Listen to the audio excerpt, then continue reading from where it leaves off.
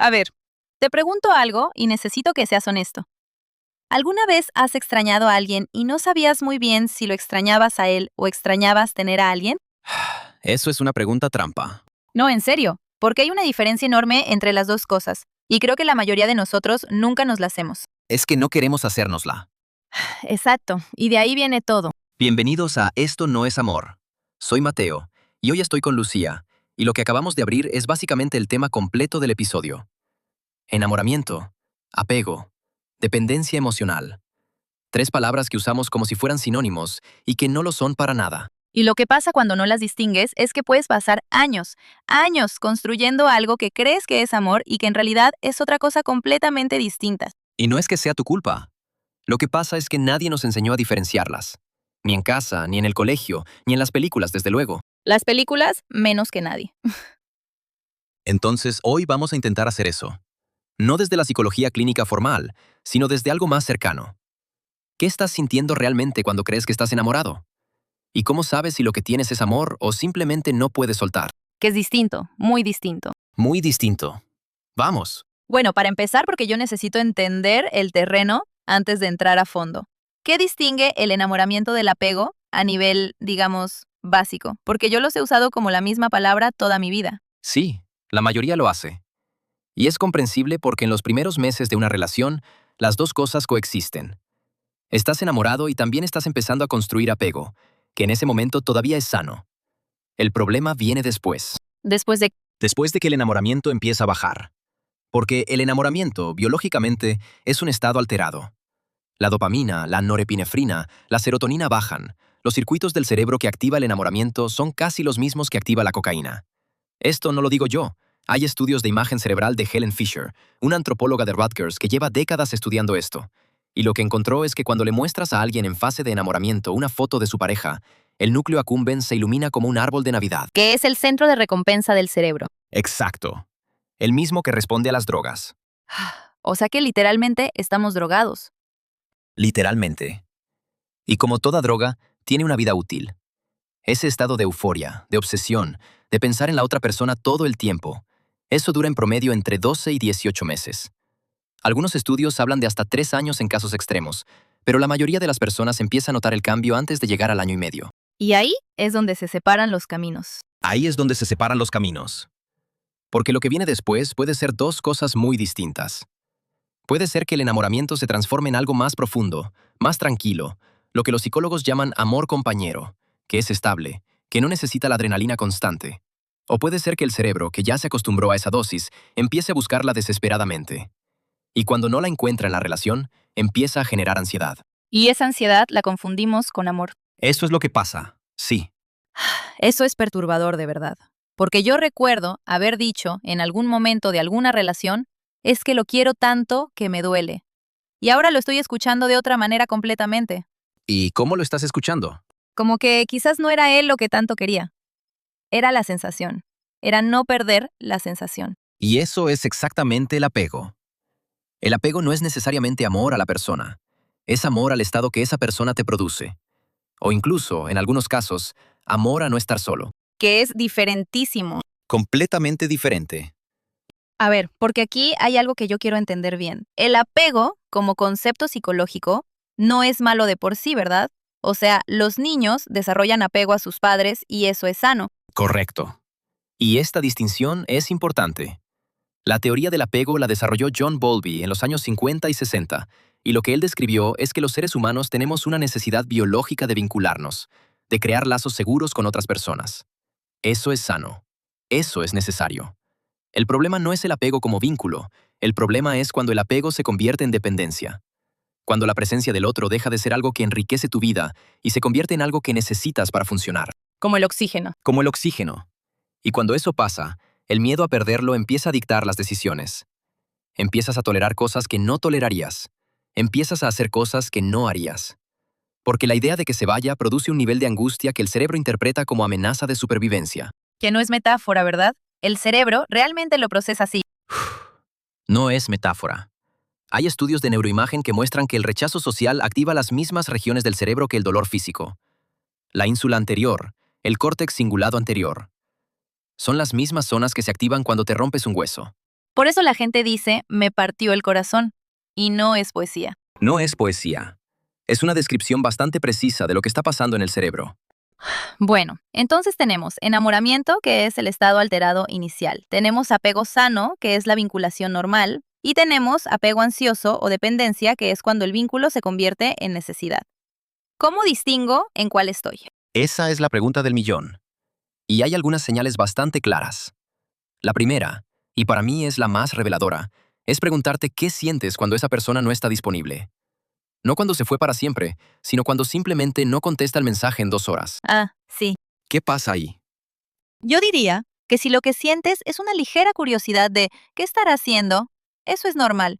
Pero si lo que sientes es una espiral de ¿por qué no contesta? ¿Le pasó algo? ¿Estará con alguien más? ¿Le hice algo mal? Eso ya es otra cosa. Eso ya es otra cosa, sí. Exacto. Y lo que pasa en el apego ansioso es que esa incertidumbre, por pequeña que sea, activa el sistema de alarma. Y el cerebro no puede descansar hasta que recibe la señal de que todo está bien, que el otro sigue ahí, que no se fue. Es como que necesitas la confirmación constante. Constantemente. Y lo más complicado es que esa confirmación calma la ansiedad por un momento, pero la ansiedad vuelve. Porque el problema no era el mensaje sin contestar. El problema es la arquitectura interna de cómo estás vinculado. O sea que el mensaje no era la solución. El mensaje no era la solución. Era solo la dosis. Esto me recuerda algo que leí hace poco, que decía que en el apego vives con miedo a que se vaya. Y en el amor, el miedo no es la emoción dominante. Sí, eso es una distinción muy buena. Porque el amor genuino tiene, claro, su dosis de vulnerabilidad. Quieres a alguien y eso significa que puedes perderlo, y eso da vértigo. Pero no es terror. El amor no se sostiene sobre el terror. El apego sí. Que son sensaciones muy distintas, aunque la gente las confunda. Son sensaciones físicamente distintas. El amor tranquilo, el amor que ya pasó por el enamoramiento y se asentó, se siente más parecido a la calma, a la seguridad. El apego ansioso se siente más parecido a estar pendiente de un resultado que no controlas, como esperar los resultados de un examen médico todo el tiempo. Todo el tiempo, cada día. Exactamente. Y ahí está el punto clave. En el amor sano puedes hacer tu vida. Puedes estar 4 horas sin pensar en la otra persona y eso no te genera culpa ni angustia. En la dependencia, el otro ocupa un espacio mental desproporcionado. Está ahí todo el tiempo, en primer plano, aunque no esté físicamente presente. Y eso consume una cantidad enorme de energía. Una cantidad brutal. Hay personas que llevan años en ese estado y cuando finalmente salen de la relación describen la experiencia como despertar. Como que de repente tienen energía mental para cosas que no tenían desde hace mucho tiempo. Porque esa energía se estaba gastando en monitorear el vínculo todo el tiempo. Todo el tiempo. Evaluar si está bien, si está mal, si le gustó esto que dije, si debía haber dicho aquello. Es agotador. Ok, aquí quiero ir a algo más concreto porque yo creo que mucha gente escuchando esto está haciendo el ejercicio mental de ¿en cuál estoy yo? Y creo que hay una conversación que no hemos tenido todavía, que es cómo se ve esto desde adentro. No desde los libros, sino desde la experiencia de alguien que lo vivió. Sí, vamos ahí. Hay una historia que me parece que ilustra esto de una manera muy específica. No es famosa, no es de una celebridad, es de alguien completamente ordinaria. Se llama Valentina, tiene 32 años y estuvo en una relación durante 4 años en la que, según me contó, estaba convencida de que amaba profundamente a su pareja. ¿Y qué pasó? Lo que pasó es que la relación terminó. No de manera dramática, simplemente terminó porque los dos habían crecido en direcciones distintas. Y ella esperaba que viniera el dolor, el duelo, la tristeza por la pérdida de ese amor tan profundo que sentía. Y lo que vino fue otra cosa. ¿Qué cosa? Alivio. Vino alivio. Y eso la perturbó muchísimo más que el dolor. Porque si lo amaba tanto, ¿por qué no sentía que había perdido algo? Porque lo que sentía era que podía respirar de nuevo. Eso es muy honesto de su parte. Y dice que tardó meses en entender qué estaba pasando. Y lo que encontró, con ayuda de terapia, es que durante esos 4 años no había estado amando a su pareja. Había estado manejando su propio miedo al abandono. Todo lo que hacía en la relación, ceder, aguantar, doblar sus propios límites, no era por amor a él, era por terror a quedarse sola. Que es una de las formas más comunes de apego encubierto. Porque desde afuera, y muchas veces desde adentro, se parece muchísimo al amor. La persona que lo vive dice, es que me importa tanto, es que no podría vivir sin él. Pero la pregunta real es, ¿le importaría lo mismo si supiera que no va a irse? ¿Le importaría lo mismo si la seguridad estuviera garantizada? Y la respuesta, en muchos casos, es no. O por lo menos no con esa intensidad. No con esa intensidad. Porque parte de lo que alimenta el sentimiento es la incertidumbre, el miedo a la pérdida. Y cuando eso desaparece, el sentimiento cambia radicalmente. Que es una cosa muy dura de reconocer en uno mismo. Muy dura. Porque implica aceptar que quizás lo que sentías no era lo que creías que era. Y eso no te convierte en mala persona. Eso te convierte en una persona que no tenía las herramientas para reconocer la diferencia. Exactamente. Y Valentina dice algo muy interesante. Dice que después de entender esto, no siente que sus 4 años fueron una mentira. Siente que fueron 4 años de aprender algo que nadie le había enseñado nunca. Que el dolor que evitaba sentir, el dolor del abandono, el de la soledad, era suyo. No era responsabilidad de él cargarlo. Que es el núcleo de todo esto. Es el núcleo. El apego muchas veces nace de una herida que precede a la relación. La otra persona no la creó, solo la activó. Ok, porque aquí quiero abrir algo que creo que puede generar incomodidad y me parece que hay que abrirlo. Hay una lectura posible de todo lo que hemos dicho, que es, entonces el apego es malo y el amor puro es lo ideal. Pero yo creo que eso es una simplificación que tampoco ayuda. Sí, totalmente de acuerdo. Y es importante matizarlo, porque si no, esto se convierte en otro discurso de autoayuda que te hace sentir que estás fallando en tus emociones. Que es lo último que necesitamos. Lo último. A ver, lo que pasa es que el ser humano no está diseñado para el amor completamente desapegado. Eso es un ideal budista que tiene su valor como práctica espiritual, pero en la vida cotidiana, en una relación de pareja, vas a tener apego. Vas a necesitar a la otra persona. Vas a sentir miedo de perderla en algunos momentos. Eso es normal. Eso es humano. Entonces, la diferencia no es entre apego malo, amor puro. No. La diferencia es en el grado y en la función. El apego se vuelve problemático cuando empieza a dictar las decisiones. Cuando el miedo a perder al otro te impide ser honesto con él. Cuando la necesidad de su presencia te hace abandonar tus propias necesidades sistemáticamente. Cuando toleras cosas que te hacen daño porque la alternativa de estar sin él te parece peor. ¿Qué es la trampa? Porque la comparación no es esto está mal. La comparación es esto o estar sola. Y estar sola parece peor. Y en ese momento, cualquier cosa parece mejor que estar sola. Incluso algo que te hace daño. Y ahí es donde una relación puede volverse muy complicada sin que ninguno de los dos sea el villano de la historia. Sin que ninguno sea el villano. Y eso es lo que más me parece importante rescatar. Muchas veces estas dinámicas no son el resultado de alguien malo explotando a alguien vulnerable. Son el resultado de dos personas con heridas de apego distintas que se encontraron y no saben cómo gestionarlo. Lo que los psicólogos llaman estilos de apego. Exacto. Bowlby describió los patrones básicos, y Mary Ainsworth los desarrolló a través de experimentos con bebés en los años 70. Hay apego seguro, apego ansioso, apego evitativo y apego desorganizado. Y lo que encontraron es que estos patrones se forman en la infancia y tienden a repetirse en las relaciones adultas si no hay un trabajo consciente. O sea que la manera en que te vinculaste con tus padres de pequeño está influyendo en cómo te vinculas con tu pareja hoy. En gran medida, sí. No de manera determinista, hay factores que pueden modificarlo. La terapia, las relaciones seguras que construyes en el camino, incluso las amistades. Pero la huella inicial está ahí. Y eso explica mucho, porque hay personas que se preguntan por qué siempre termino en el mismo tipo de relación. Y la respuesta puede estar ahí. Puede estar exactamente ahí. El cerebro busca lo que le resulta familiar. Y si lo que le resulta familiar desde la infancia es un amor ansioso, un amor que hay que ganarse, un amor que puede retirarse, va a buscar exactamente eso en la adultez. No porque lo quiera conscientemente, sino porque es el mapa que tiene. Es que es fascinante y aterrador a la vez. Las dos cosas, sí. Espera, porque quiero ir a algo práctico aquí. Porque llevamos un rato hablando de cómo se ve el problema y creo que la gente en este punto está pensando, bueno, ¿y qué hago con esto? Sí. Vamos ahí porque es importante no quedarse solo en el diagnóstico. Lo primero que yo diría, y esto me lo parece lo más honesto, es que el primer paso no es salir corriendo de la relación. El primer paso es hacer la pregunta con honestidad.